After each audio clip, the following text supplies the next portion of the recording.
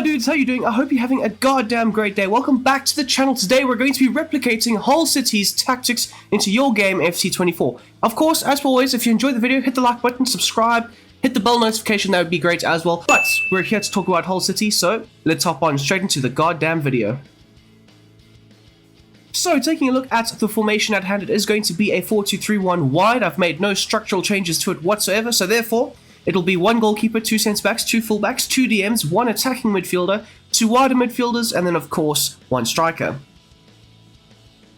So, moving on to the tactics, and I think the best tactical vision that suits and reflects a very realistic set of instructions and tactics for what Hull City are capable of doing in real life is going to be wing play, looking to start their attacks out wide more times not, whether it's with the likes of the fullbacks and the wingers linking up very effectively, or potentially just the wingers trying to take on the opposition players from those wide areas. I think wing play best suits and reflects what the likes of Hull City try and do on a game-to-game basis. For the defense and the defensive style, they do tend to try and keep their formation. They do try and, press in a very structured manner. So I think pressure on heavy touch is essential. They'll look to try and, cause a mistake or a heavy pass or something of that ilk, and they'll try and then capitalize on that and try and win the ball back, and then obviously look to try and progress it forward. We've seen the countless times, whether it's in the wider areas of the field or maybe a bit more central, they do tend to keep their shape, keep their structure, and then allow for the opposition to potentially make that first mistake.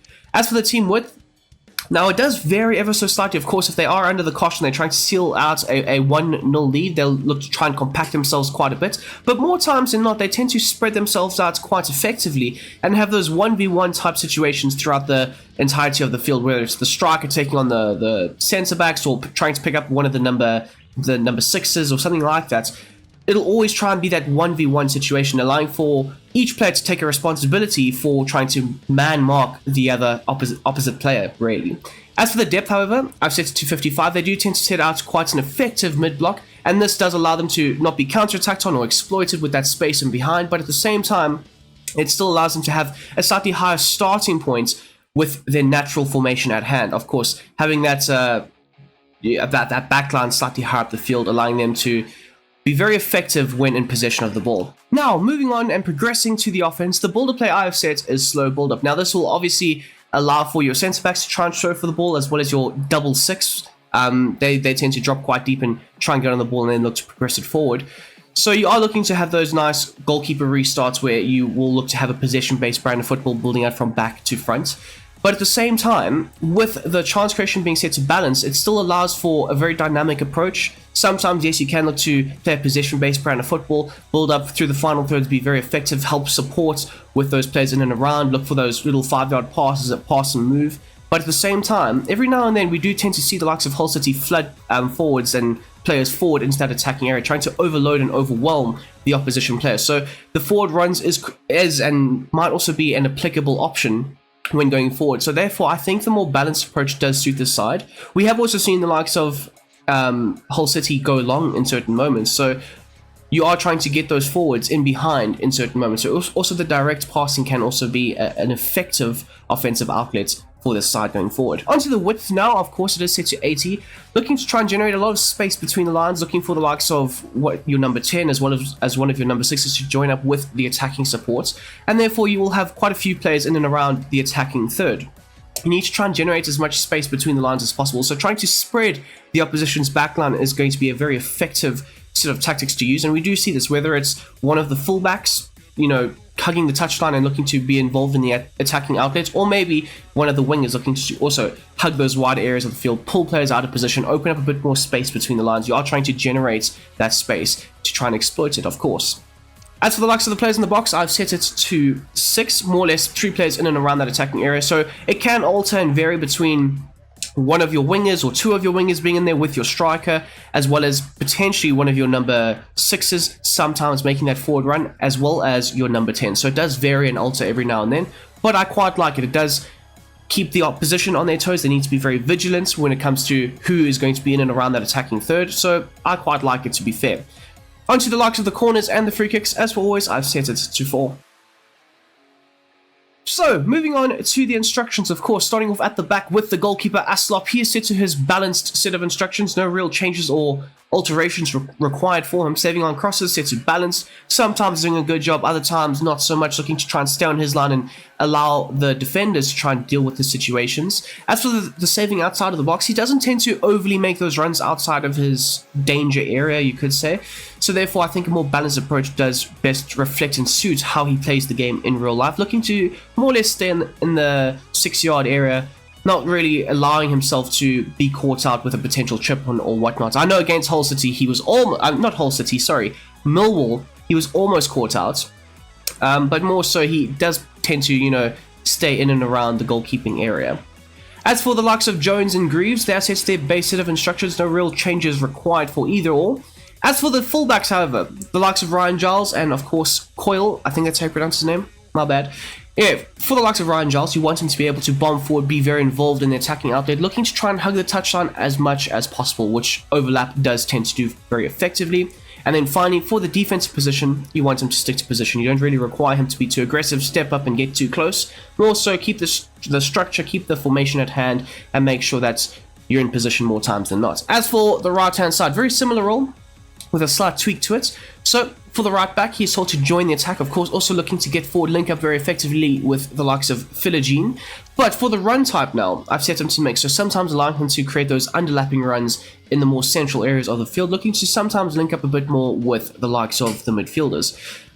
So yeah, obviously he does also make those overlapping runs with it being set to mix, but I think a more balanced approach and a more mixed run type does best reflect what the right back tends to do more times than not with this Hull City side.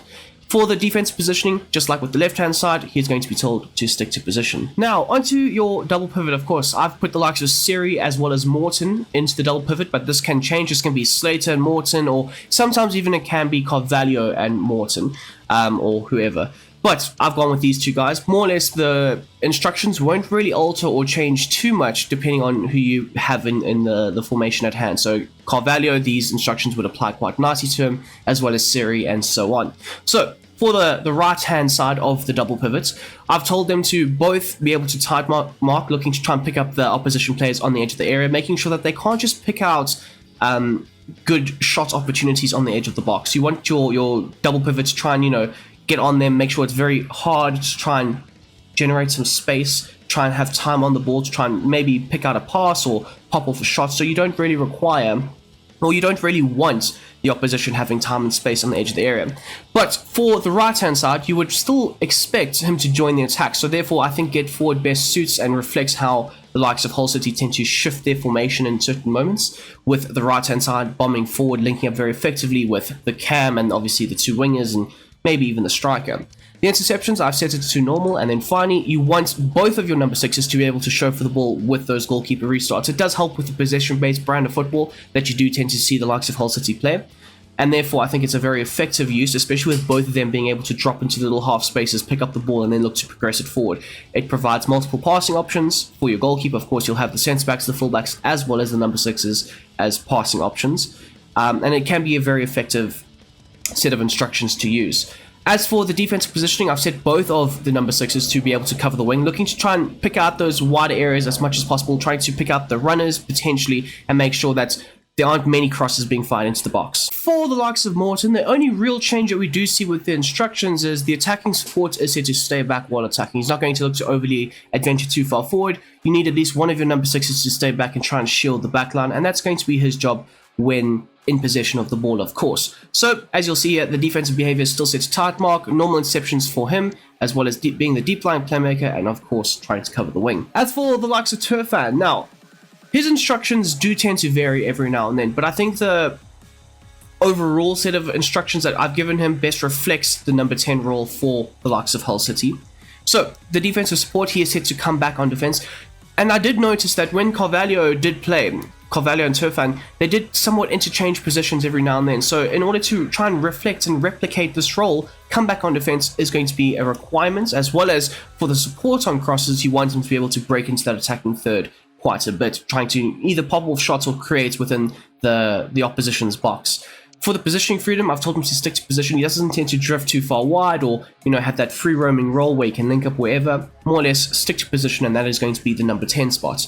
As for the likes of the interceptions, I've set it to normal. So we've got the likes of Zarori as well as Philogene. Now I like both of these players. They are absolutely fantastic. What a loan signing Zarori has been so far for the Tigers. He has been fantastic, if you ask me. But in order to try and replicate his role going forward, he is set to come back on defense, always looking to try and help out the fullback as much as possible. Both wingers tend to have a very good defensive work rate and ethic, I will say that.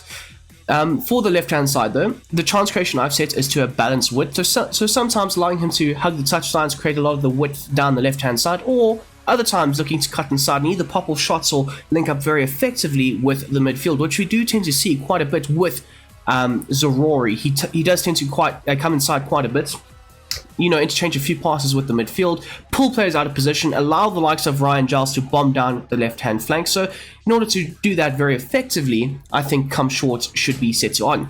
As for the likes of the interceptions, I've set it to normal, and then finally the support on crosses is set to balance. So if there are three players already in that attacking area, the likes of Zarori will look to stay on the edge of the area and maybe look to try and recycle possession or whip in crosses and just try and be a threat from a slightly further out angle or region on the pitch. So onto the right hand side, of course, we've got the likes of Jaden Philogene. He's got a very similar set of instructions to the left, but a few tweaks here and there.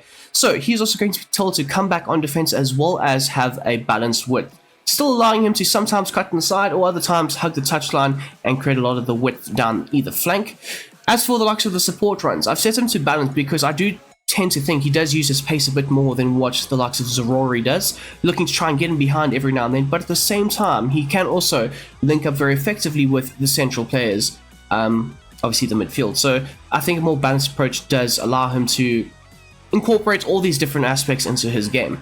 For the likes of the interceptions, I've set it to normal, and then just like with the left-hand side, he's also set to a balanced approach for the crossing runs. And then finally, taking a look at the striker, of course, you've got the likes of Sharp. For his support runs, I've told him to stay central. Now, I will also say this, every now and then we do see the striker drift, but it's not too far out wide. It's not almost, on the wing areas. So he does tend to drift every now and then, but I think a more realistic approach is for the striker to try and stay central. For the attacking runs, however, I've told him to have a mixed approach, therefore allowing him to sometimes break him behind. Of course, I do know that Sharp isn't the quickest of players, but if you have the likes of a Delap or one of your other strikers, they do have some pace on them, so you would still require them to be able to break him behind. But most importantly, with the mixed attack, you have the ability for your striker to sometimes drop a bit deeper, get on the ball a bit more, try and link up a bit more with the players in and around him, or potentially be a target man, obviously bringing that very physical element to the game, linking up very effectively higher up the field.